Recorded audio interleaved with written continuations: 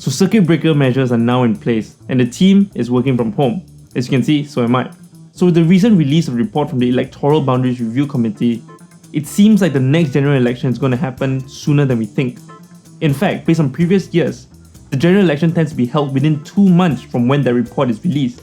We are living in extraordinary times, however, and if the government were to call for elections amidst the COVID-19 outbreak, would it be a wise decision or would it backfire against them? Here are some pros and cons of holding the election amidst the COVID-19 outbreak. The first reason why it's wise to hold the election right now is that the future is uncertain. Just because things are bad right now doesn't mean that it will be better in future months. Delaying the elections beyond April 2021 would be unconstitutional.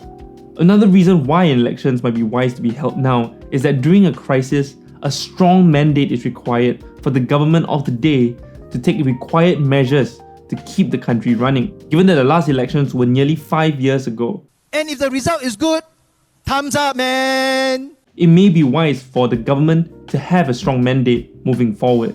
Certain members from opposition parties such as Tan Cheng Bock suggested the possibility of a caretaker government.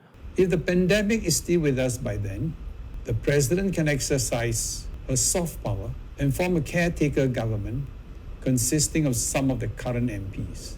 While that's an interesting suggestion, a caretaker government does not have the mandate of the people to take strong measures required to pull Singapore through a crisis.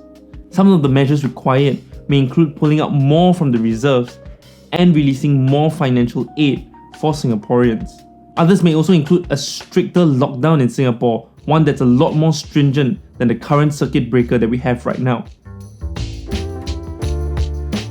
Probably the most obvious is that holding elections now are putting citizens at an unnecessary risk of being exposed to the virus. Some have argued that the government of today already has that strong mandate that it requires, that has allowed it to release certain financial packages such as the Unity budget, the Resilience budget, and the Solidarity budget, as well as to implement the circuit breaker measures that we're all following right now.